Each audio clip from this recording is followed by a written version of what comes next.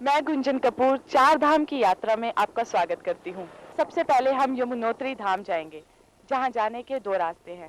एक रास्ता ऋषिकेश से होकर जाता है और दूसरा रास्ता देहरादून से। हम देहरादून के रास्ते से जाएंगे। आगे की यात्रा की जानकारी हम आपको देते रहेंगे। तो आइए चलते हैं यमुनोत्री धाम।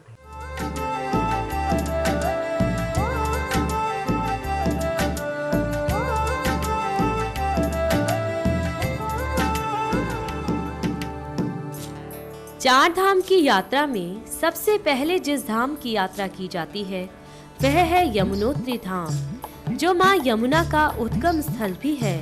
यह धाम समुद्र तल से 3,323 किलोमीटर की दूरी पर है। यमुनोत्री धाम जाने के लिए हरिद्वार से देहरादून और हनुमान चक्की के रास्ते जाया जा सकता है। घुमावदार और तिरछे रास्ते से गुजरते हुए हमारी टीम हनुमान चक्की तक जा पहुंची।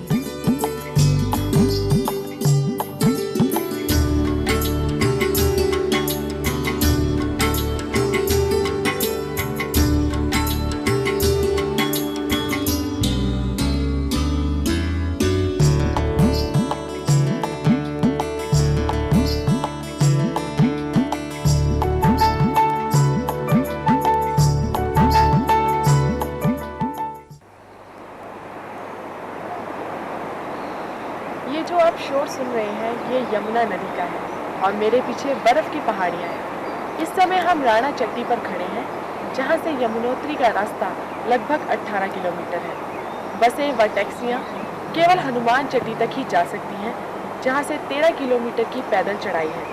आपके निजी वाहन जानकी चट्टी तक जा सकते हैं, जहाँ से 7 किलोमीटर की पैदल चढ़ाई है।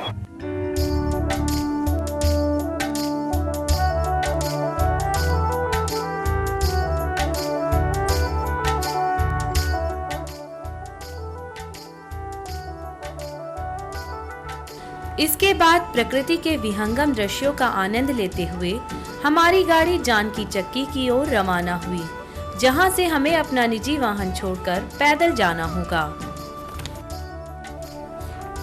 यमुनोत्री धाम जाते हुए इस मार्ग से जो प्राकृतिक सौंदर्य की अनुभूति होती है उसे शब्दों में बयां करना कठिन है। एक तरफ गगन को छूते ऊंचे ऊंचे पर्वत शिखर, तो दूसरी ओर तलहटी के खूबसूरत मैदान और निर्मल जलधाराएं। इस समय साधना की टीम जानकी चट्टी पर है, जहां से यमुनोत्री तक जाने का 7 किलोमीटर का पैदल मार्ग है। लोग अपनी सुविधा अनुसार पालकी या खच्चर पर जाते हैं। तो आइए चलिए मेरे साथ।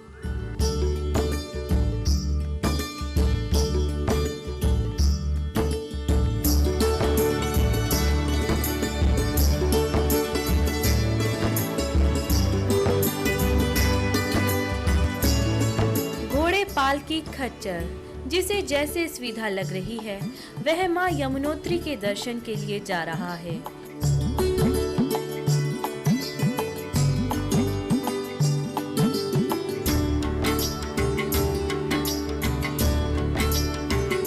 यमुनोत्री जाने वाला यह मार्ग दुर्गम पहाड़ी स्थलों से होकर गुजरता है, लेकिन मां यमुनोत्री के दर्शन के लिए बच्चे बूढ़े सभी श्रद्धालु भक्ति की तन्मयता के साथ माता के दर्शन के लिए जा रहे हैं।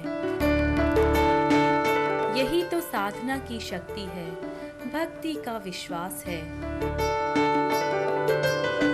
मार्ग में ऊंचे नीचे ढलान के अलावा मंदिर भी हैं, जहां यात्री भगवान के दर्शन तो करते ही हैं, साथ ही रुककर विश्राम भी कर लेते हैं।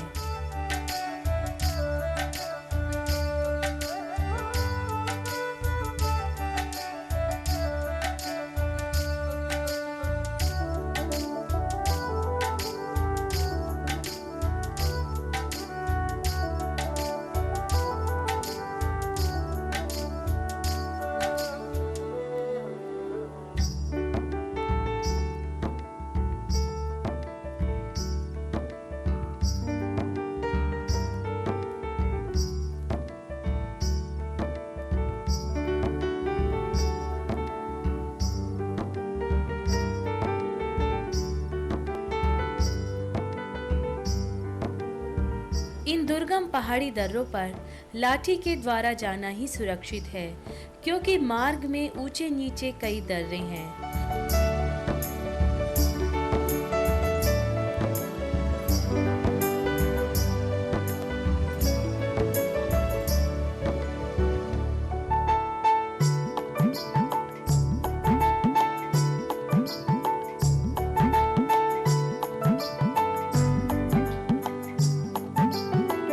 यमुनोत्री का मार्ग हिमालय के दूसरे मार्ग के समान सुंदर है।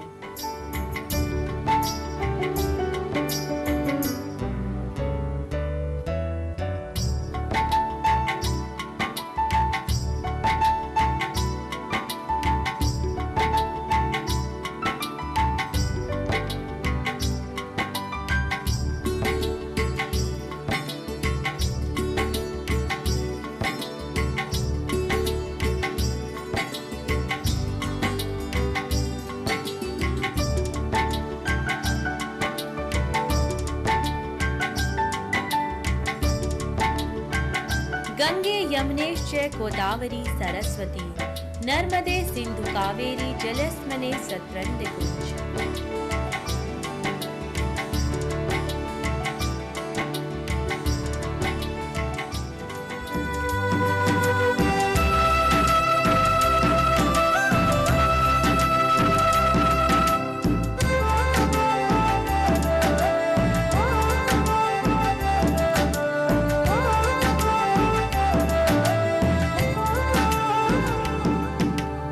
यमुना का उद्गम यमुनोत्री में स्थित है, जहां देवी यमुना का मंदिर भी है।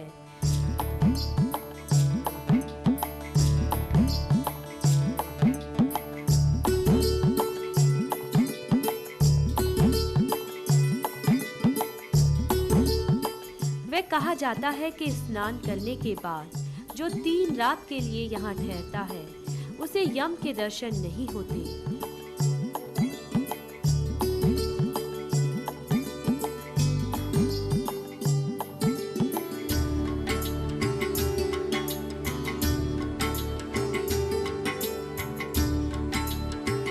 यहाँ कालिंद शैल से निकलकर एक छोटी जलधारा के रूप में इंद्रनील के समान नीलिमा से भरी कालिंदजा बहती है।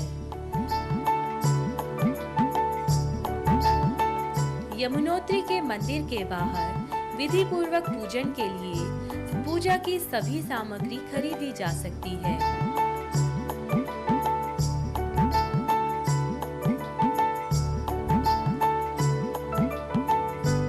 यमुना जी का मंदिर है। यहाँ आकर भगवान की विचित्रता का ध्यान सहसा हो जाता है। एक और यमुना जी के शीतल जल बह रहा है और दूसरी ओर गर्म जल के स्रोत हैं। यहाँ नहाने से यात्रा की सारी थकान दूर हो जाती है। गंगा के स्मरण के साथ साथ यमुना का भी स्मरण किया जाता है। तभी तो स्नान करते समय इसका आवाहन करके पवित्र होने की कामना की जाती है।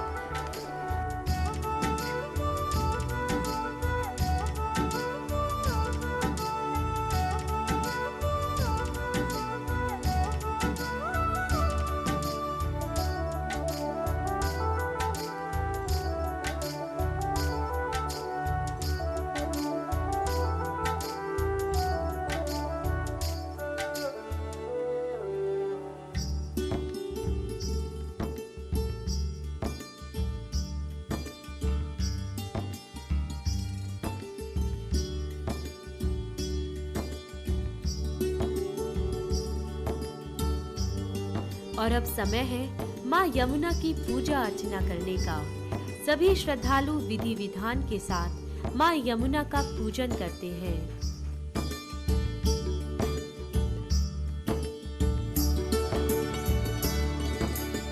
मंदिर के पुजारी विधि पूर्वक जल आचमन, पुष्प, चंदन आदि के द्वारा पूजा अर्चना कराते हैं।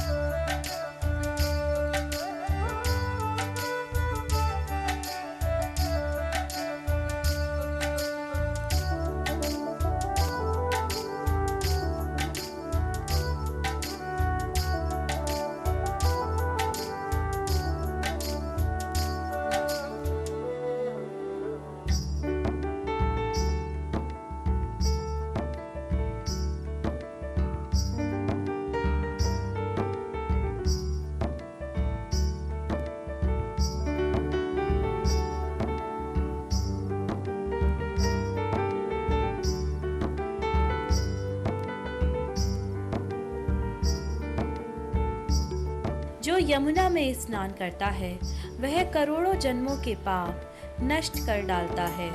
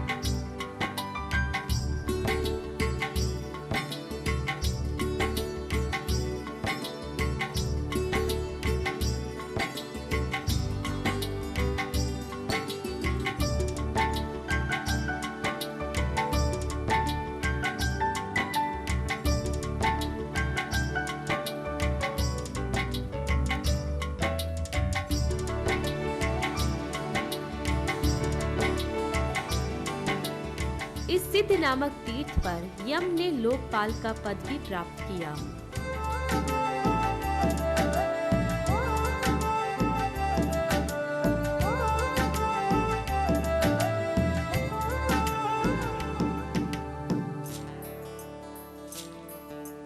एक और तो यमुना की शीतल जलधारा बहती है, दूसरी तरफ गर्म जल का स्रोत है। लोग यहाँ तप्त कुंड में आकर कपड़े की पोटली में चावल बांधकर पकाते हैं। यहाँ आकर भगवान की विचित्र लीला का एहसास हो जाता है। एक और तो यमुना की शीतल जलधारा बहती है, दूसरी तरफ गर्म जल का स्रोत है।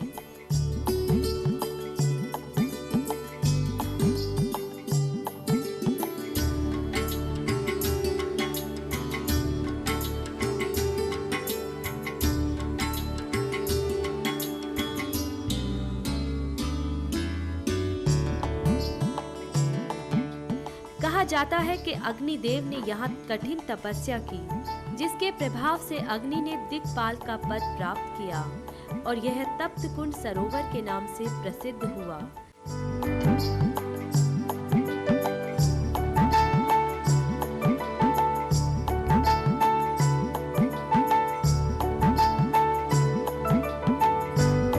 पर्वतों के बीच मां यमुना की पूजा अर्चना करके मन और मस्तिष्क में अद्भुत शांति का एहसास होता है।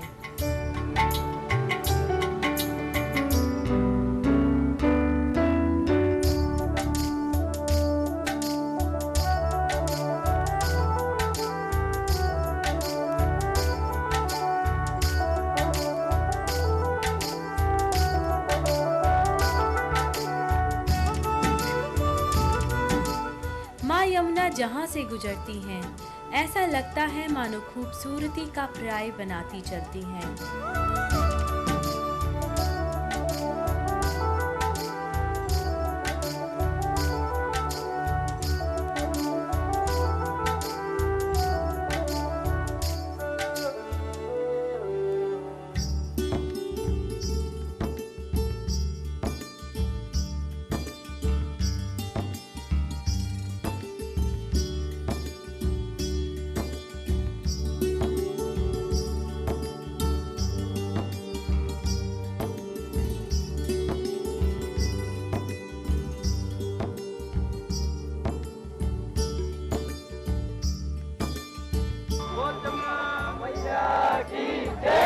जमुना मैया की जय, सच्चे दरबार की जय, और भक्त और उनके भगवान की जय।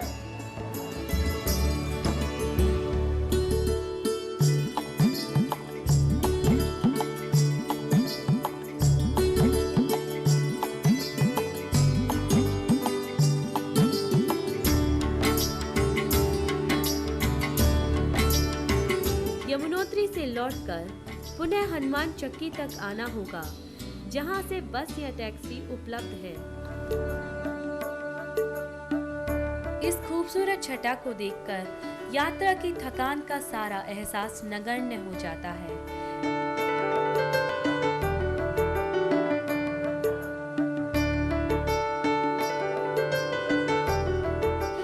ऐसा लगता है मानो माँ यमुना के जल ने इन बेजान पत्थरों में जान डालकर जीवंत बना दिया हो।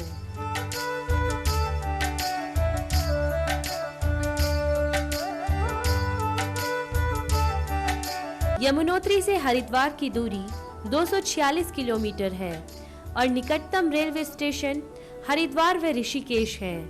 हरिद्वार देश के लगभग सभी प्रमुख स्थलों से सड़क व रेल मार्ग के द्वारा जुड़ा है।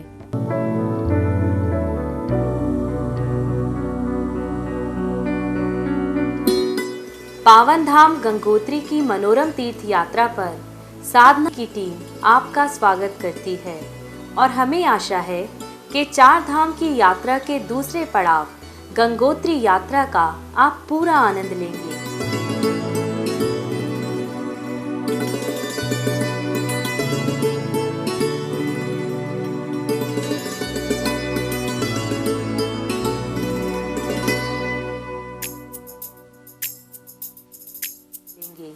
यमुनोत्री से गंगोत्री 228 किलोमीटर की दूरी पर है। यमुनोत्री से गंगोत्री जाने के लिए हमें गढ़कोट, उत्तरकाशी, हरसिल व भैरव घाटी होते हुए जाना होगा।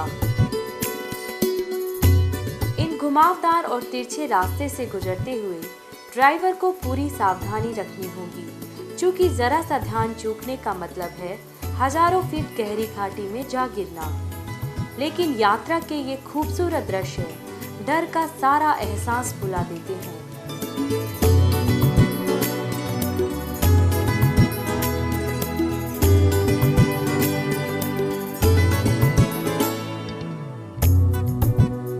उत्तरकाशी की ओर जाते हुए मार्ग में पड़ने वाले चीड़ और देवदार के ये ऊंचे ऊंचे वृक्ष आपका स्वागत करते हैं।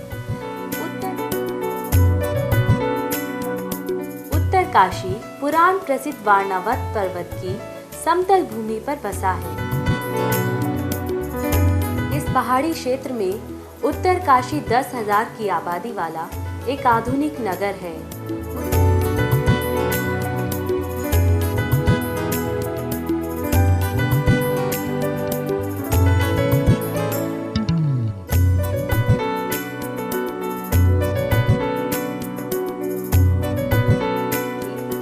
यह क्षेत्र वरुणा और असी नाम की 2 नदियों के बीच बसा है, जो भगीरथी में जाकर मिलती हैं।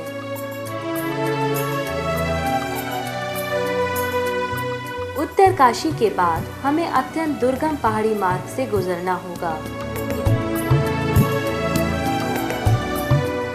उत्तरकाशी से निकलते हुए इस दुर्गम और संकरे रास्ते से गुजरते हुए सामने ऊंचे ऊंचे हिमाच्छादित पर्वत शिखर यात्रा की थकान और डर का सारा एहसास नगण्य कर देते हैं। पूर्व दिशा की ओर हरि पर्वत है तो दक्षिण दिशा की ओर पुराणों में प्रसिद्ध शांत और सुंदर बालखिल्य पर्वत।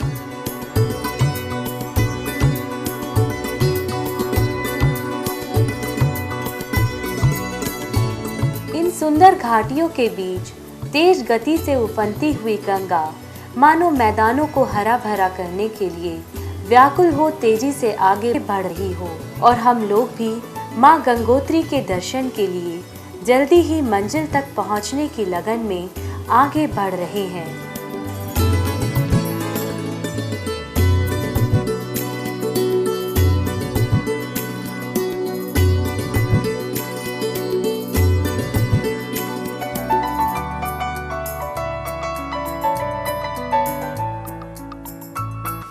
इन ऊंचे ऊंचे हिमाच्छादित पर्वत शिखरों पर सुबह के समय सूर्य की जब पहली किरण पड़ती है तो ऐसा लगता है कि प्रकृति ने इन्हें अपनी सफेद चादर से ढक दिया हो।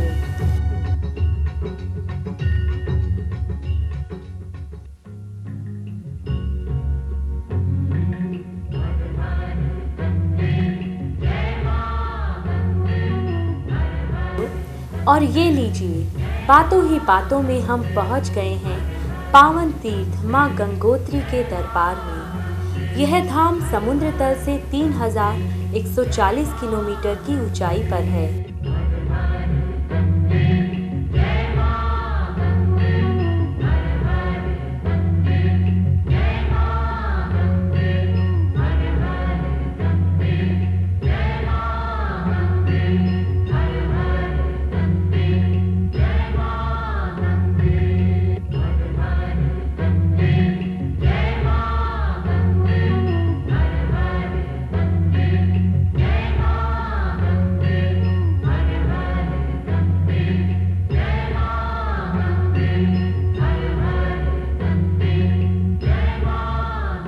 के बाहर गंगोत्री से संबंधित धार्मिक साहित्य व पूजन सामग्री भी उपलब्ध है। पतित पावनी श्री गंगा जी के मंदिर में जो प्राणी श्रद्धा पूर्वक दर्शन करता है वह सब पाप से रहित हो जाता है।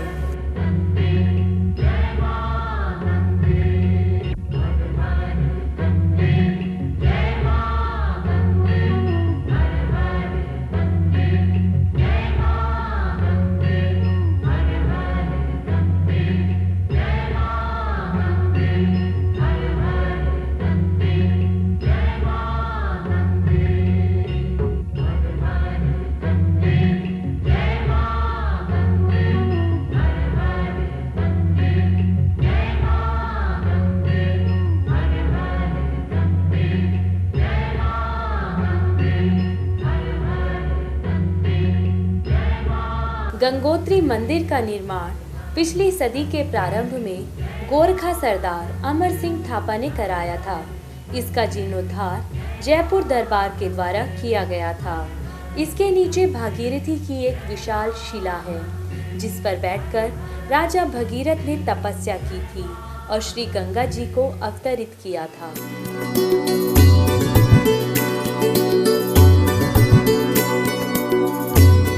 तभी से श्री गंगा नदी भागीरथी के नाम से प्रसिद्ध हुई। भगवान शंकर पार्वती जी से कहते हैं कि इस घोर कलयुग में जो गंगा जी में स्नान, दर्शन एवं आचमन करेगा वह वैकुंठ को प्राप्त करेगा। तभी तो दूर दूर से लोग यहाँ इस ठंडे जल में स्नान करने आते हैं।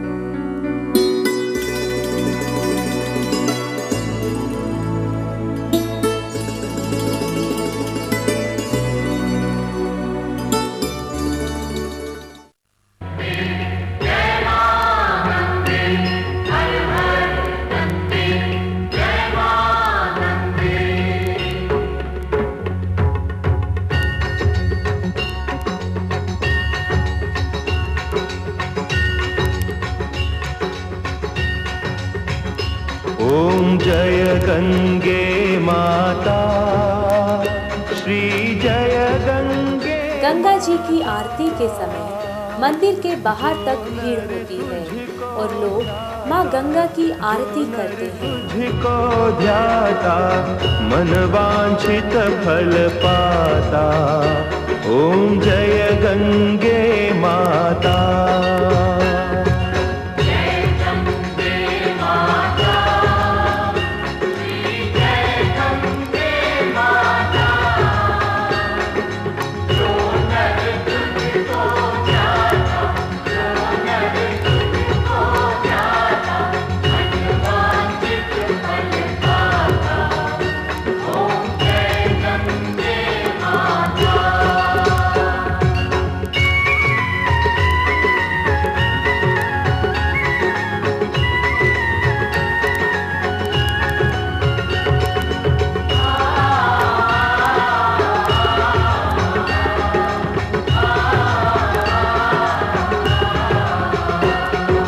चंद्र सी ज्योत तुम्हारी, जल निर्मल आता।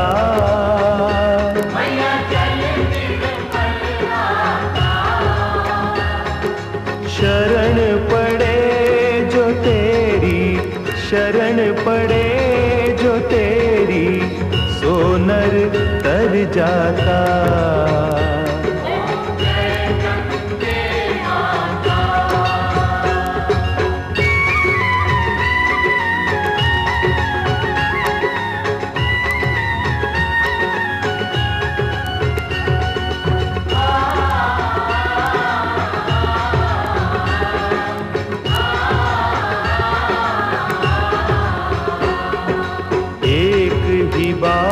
जो तेरी शरणागति आता,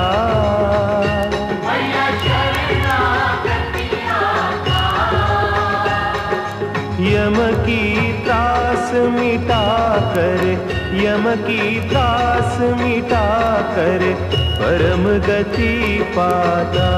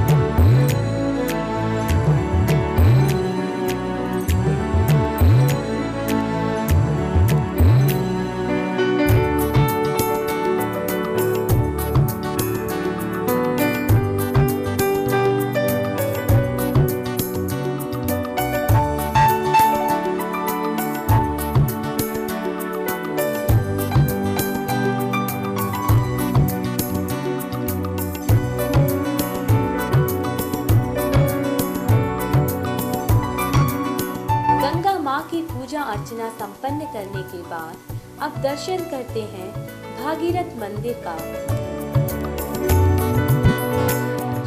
यही वह जगह है जहां राजा भगीरथ ने हजारों वर्षों तक एक पांव पर खड़े रहकर तपस्या की थी और मां गंगा को धरती पर बुलाया था।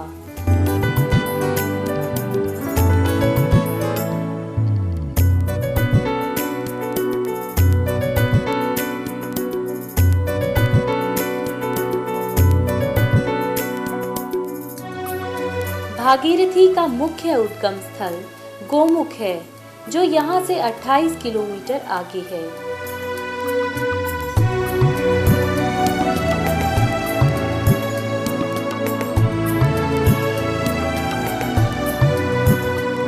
गंगोत्री से गौमुख तक की यात्रा बहुत कठिन है, लेकिन यहाँ का प्राकृतिक सौंदर्य अनुपम है। सदा बर्फ से ढके इन पर्वत शिखरों से अनेक दृश्य व अदृश्य जलधाराएं निकलती हैं, जो मिलकर एक बड़ी जलधारा बनाती हैं। हिमालय पर्वत की ये चोटियां सदैव बर्फ से ढकी रहती हैं, जो इन पर नजर दौड़ाएगा सहसा ही कह उठेगा कि इसी रजत पर्वत से साक्षात भगीरथी निकलती है।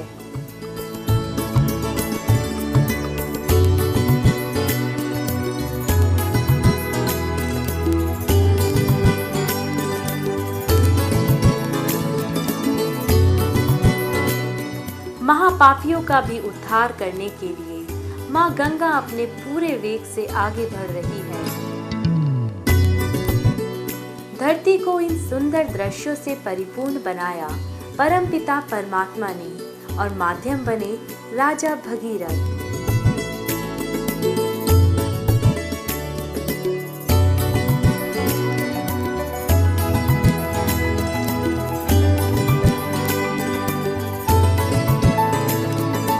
इक्ष्वाकु वंश के चक्रवर्ती राजा सगर ने अश्वमेध यज्ञ किया और अपना सिंहासन जाते देख इंद्र ने यज्ञ का घोड़ा कपिल मुनि के आश्रम में बांध दिया। राजा सगर के पुत्र जब घोड़े को ढूंढते ढूंढते कपिल मुनि के आश्रम में पहुंचे तो उन्होंने कपिल मुनि को अपशब्द कहे। क्रोध में कपिल मुनि ने उन्हें भस्म कर दिया।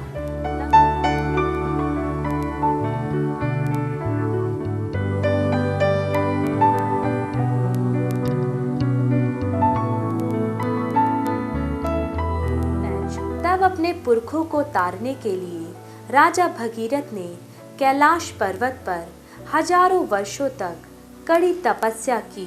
तब ब्रह्मा ने उसे अपने कमंडल से छोड़ा और शिव ने उसे अपनी जटाओं में संभाला और धरती पर रचना हुई इस अवर्णीय सुंदरता की।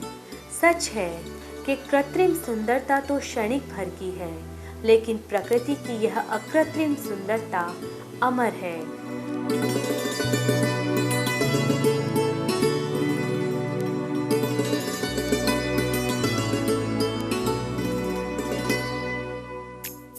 तो ये थी गंगोत्री धाम की यात्रा। यहाँ बर्फ से ढकी पहाड़ियाँ और कल कल करती गंगा जी की लहरें मन को हर लेने वाली हैं। यहाँ आने के बाद मेरा तो यहाँ से जाने का मन ही नहीं कर रहा है। सच मानिए, यदि आप भी यहाँ आएंगे तो यहाँ की मनमोहक वादियों में खो जाएंगे। ओम नमः शिवाय, ओम नमः शिवाय। इस 4 धाम की यात्रा के तीसरे चरण केदारनाथ धाम की यात्रा में साधना टीवी की टीम आपका स्वागत करती है। गंगोत्री से केदारनाथ की दूरी 343 किलोमीटर है। ओम नमः शिवाय। हमें गंगोत्री से केदारनाथ जाने के लिए रुद्रप्रयाग और गौरीकुंड होकर जाना होगा। नमः शिवाय, ओम नमः शिवाय।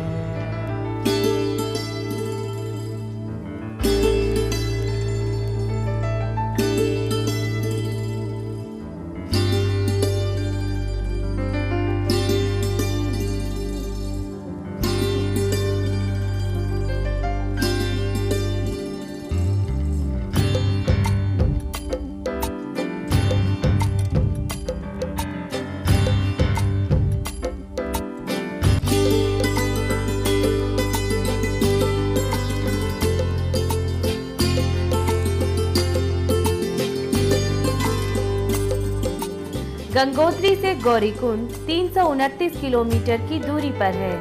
बस व टैक्सी गौरीकुंड तक ही जा सकती हैं। इसके बाद 14 किलोमीटर का पैदल मार्ग तय करना होगा।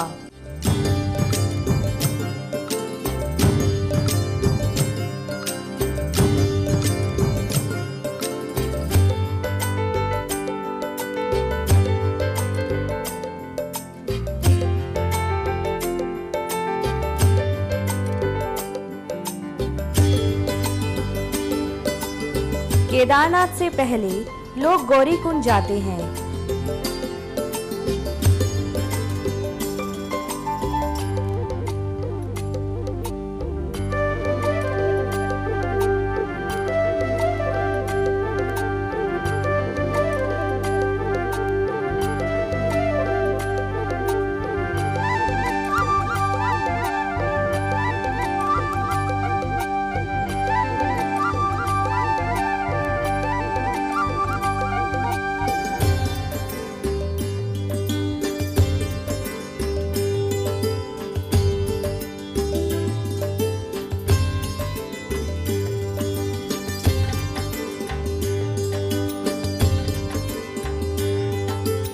कहा जाता है कि इस स्थान पर भगवान गणेश का जन्म हुआ था और इसी स्थान पर गौरी माँ ने अपने पुत्र की रक्षा के लिए विकराल रूप धरा था।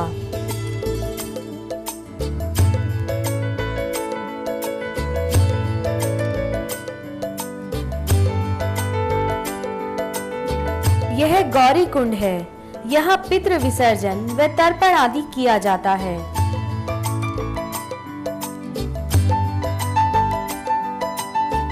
दूर दूर से लोग यहाँ आते हैं और अपने पुरखों के ऋण से मुक्त होते हैं।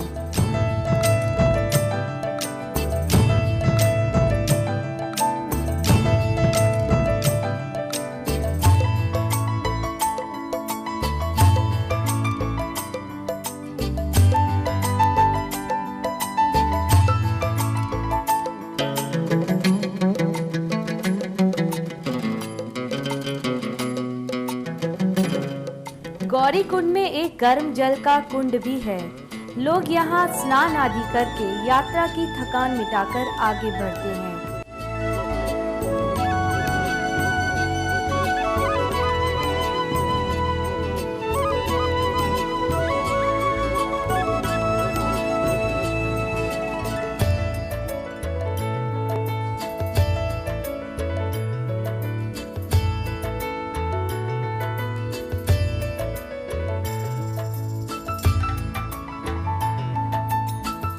शारीरिक रूप से अस्वस्थ व्यक्ति 14 किलोमीटर की यह यात्रा घोड़े, खच्चर आदि पर भी कर सकते हैं।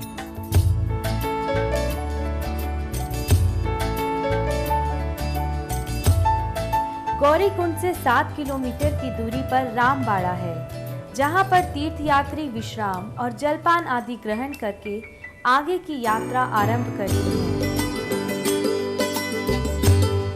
14 किलोमीटर की इस पैदल यात्रा में प्रकृति के इन सुंदर दृश्यों से थकान का एहसास भला किसे हो सकता है।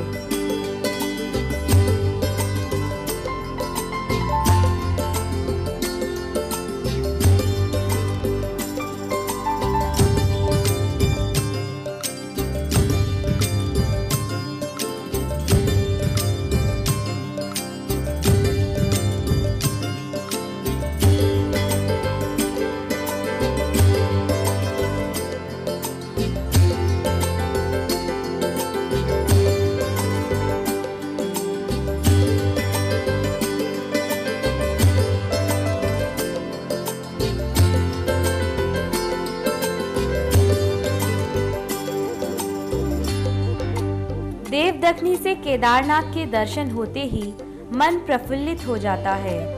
लोगों की इतनी भीड़ देखकर ऐसा लगता ही नहीं कि हम समुद्र तल से 11,785 फीट ऊपर हैं।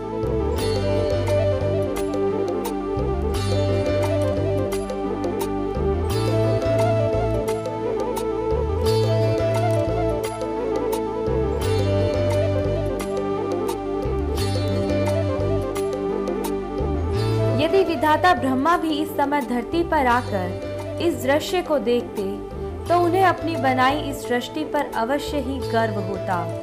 रामबाड़ा से 4 किलोमीटर की दूरी पर देवदखनी है, जहां से केदारनाथ का मंदिर साफ दिखाई देता है।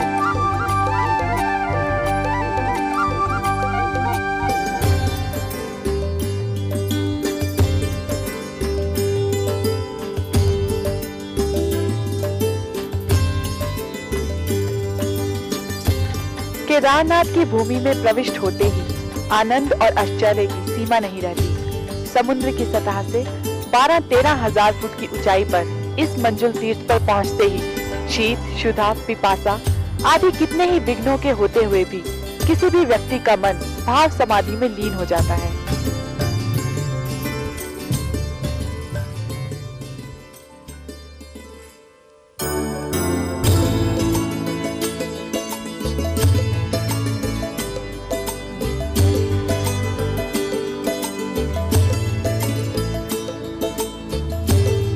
हिमालय क्षेत्र में केदार पर्वत पर केदारेश्वर ज्योतिर्लिंग विराजमान है।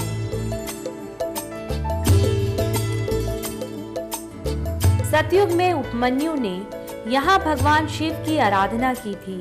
द्वापर में पांडवों ने यहाँ पूजा की थी। शिव पुराण के अनुसार नर नारायण ने इसी जगह भगवान शिव की आराधना की। प्रसन्न होकर महादेव ने वर मांगने को कहा।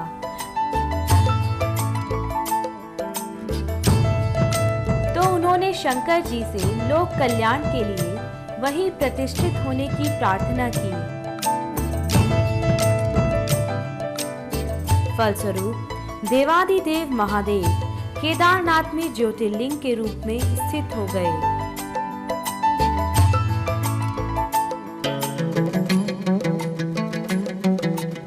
पौराणिक प्रमाण के आधार पर केदार महिष यानी भैंसा रूप का पिछला भाग है।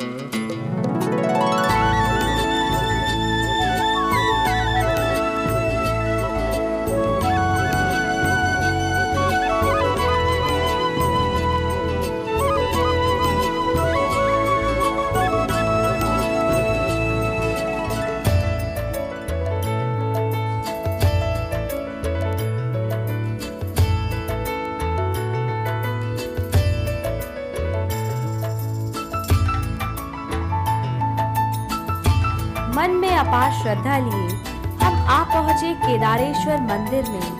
श्रद्धालु भगवान केदारनाथ के दर्शन के लिए लंबी प्रतीक्षा करते हैं। यही तो अपने श्रद्धेय के प्रति प्रेम की भावना है।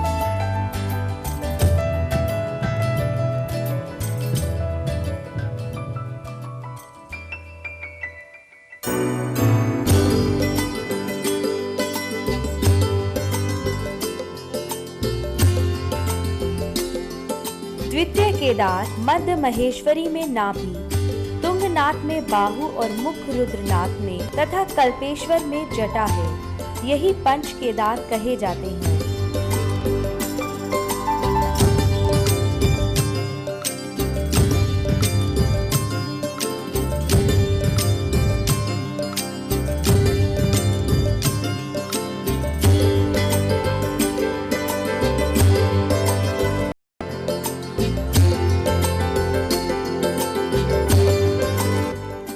मंदिर के प्रांगण में नंदी जी की मूर्ति है। मंदिर के प्रासाद पर पांडव और लक्ष्मी जी की मूर्तियां हैं। केदारनाथ मंदिर के इतिहास के बारे में मंदिर के महंत जी बताते हैं। उनको आकाशवाणी होता है कि केदारनाथ जी के दर्शन करने से तुम्हारा पाप दूर हो जाएगा। पांडव उत्तराखंड केदारनाथ जी के दर्शन के लिए निकले तो भगवान उनको दर्शन देना नहीं चाहते थे। गुप्तकाशी में आकर भगवान केदारनाथ जी विश्वनाथ के रूप में गुप्त निवास किया, इसलिए गुप्तकाशी नाम पड़ा। उस शिवलिंग के नीचे से गंगा यमुना जलधारा गुप्त रीति से निकलता है, इसलिए गुप्तकाशी नाम पड़ा।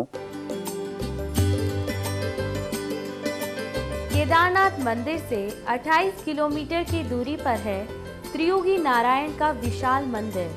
यह स्थान भगवान शिव और पार्वती का विवाह स्थल भी माना जाता है।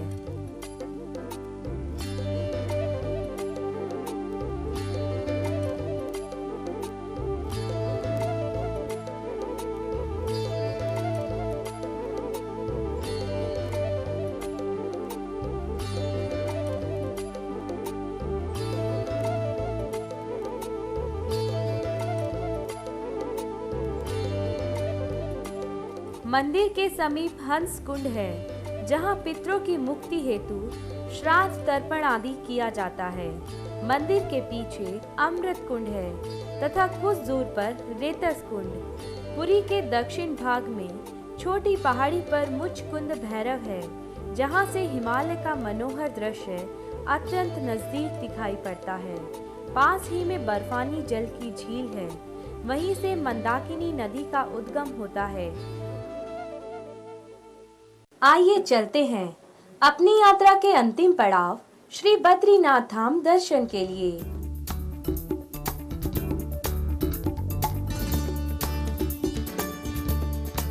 समुद्र तल से 3110 किलोमीटर की दूरी पर स्थित है श्री बद्रीश्वरनाथ मंदिर, जो श्री केदारनाथ से 230 किलोमीटर की दूरी पर है।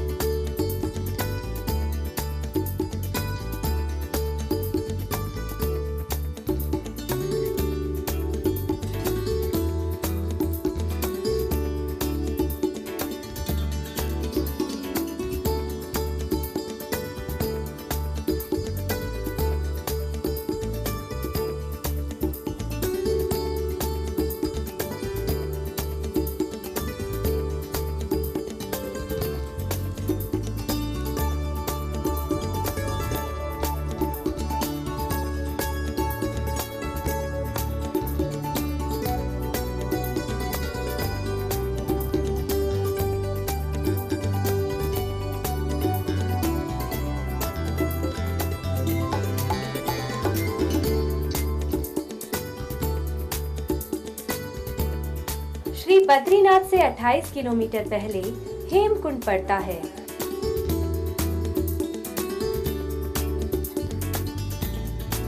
भगवती अलकनंदा के दाहिने किनारे पर श्री बद्रीनाथपुरी स्थित है, जहां तक आप बस व टैक्सी या अपने निजी वाहन से पहुंच सकते हैं। यह पुल पार करने के बाद सामने ही श्री बद्री विशाल का भव्य मंदिर है।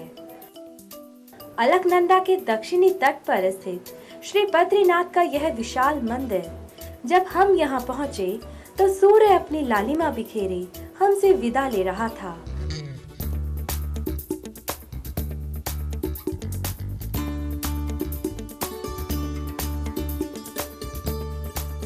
बद्रीनाथ के विशाल और प्राचीन मंदिर के समीप आते ही मन की मलिनता दूर हो जाती है।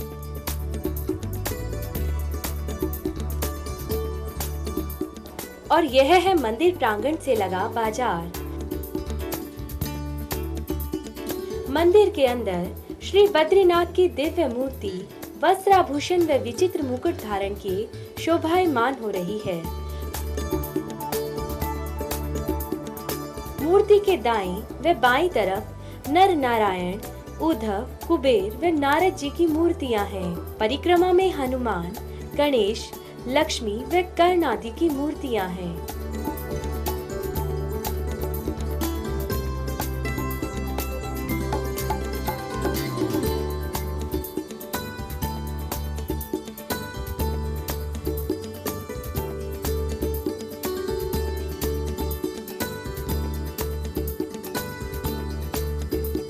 मंदिर के नीचे अलकनंदा के तट पर गर्म जल का तप्त कुंड है।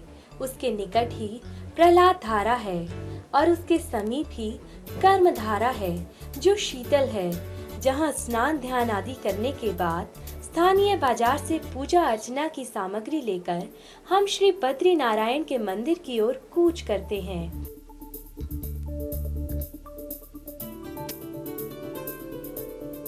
भगवान बद्रीनाथ के दर्शन के लिए देश के कोने कोने से श्रद्धालु यहाँ आते हैं। यह मंदिर का मुख्य द्वार है। मंदिर में पहुंचकर मन अत्यंत आनंद को प्राप्त कर भक्ति में लीन हो जाता है।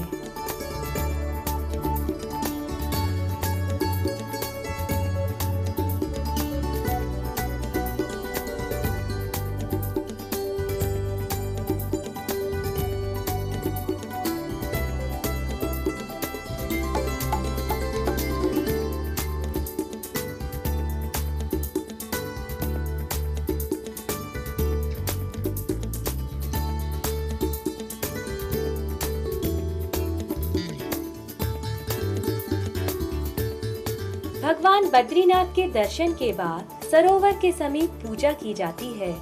3 धाम की यात्रा के पश्चात बद्रीनाथ धाम यात्रा किए बिना 4 धाम की यात्रा का फल प्राप्त नहीं हो सकता।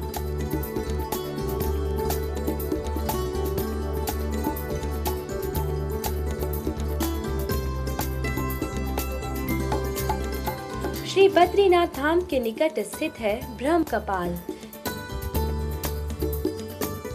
यहाँ पर पितरों की तृप्ति हेतु पिंडदान किया जाता है। यहाँ भगवान के महाप्रसाद से पितरों के पिंड और तर्पण किए जाते हैं, जिससे पितरों को अक्षय मुक्ति मिलती है।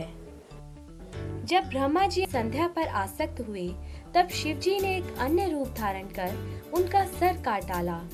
तभी से ब्रह्मा जी चतुर्मुखी हैं, लेकिन ब्रह्म हत्या के पाप से वह सिर शिव जी के हाथ से चिपक गया। उस पाप को छुड़ाने के लिए शिव जी अनेक तीर्थों पर गए, लेकिन जब शिव जी बद्री का आश्रम पहुँचे, तब वह कपाल शिव जी के हाथ से छूटकर अलकनंदा के समीप गिर पड़ा। तभी से यह स्थान ब्रह्म कपाल के नाम से प्रसिद्ध है।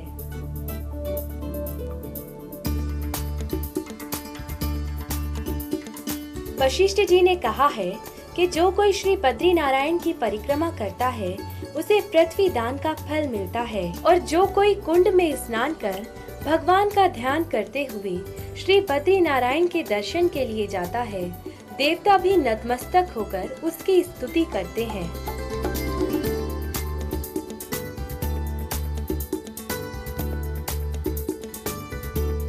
भगवान बद्रीनाथ के दर्शन के बाद सरोवर के समीप पूजा की जाती है।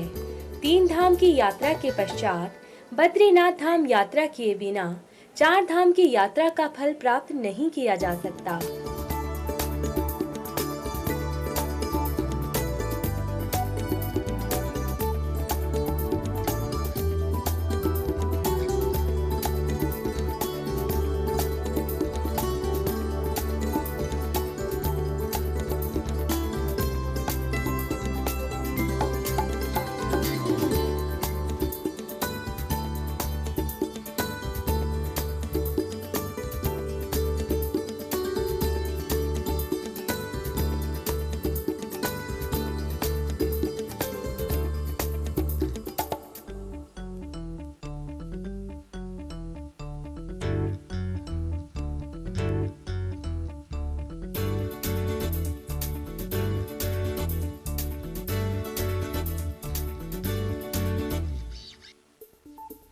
हे बद्री भूमि, तो प्राकृतिक व आध्यात्मिक शक्तियों से संपन्न है।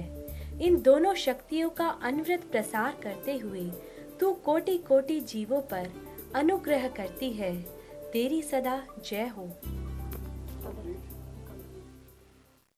उत्तरांचल यात्रा करते वक्त जरूरी दवाइयों के अलावा कुछ अन्य सामग्री ले लेना भी जरूरी है, जैसे टॉर्च, मोमबत्ती, चाकू, सुई धागा, दवाइयाँ, ग्लास, कैमरा, गर्म कपड़े आदि के साथ साथ यात्रा गाइड और उत्तरांचल का एक नक्शा भी अपने पास रख लें।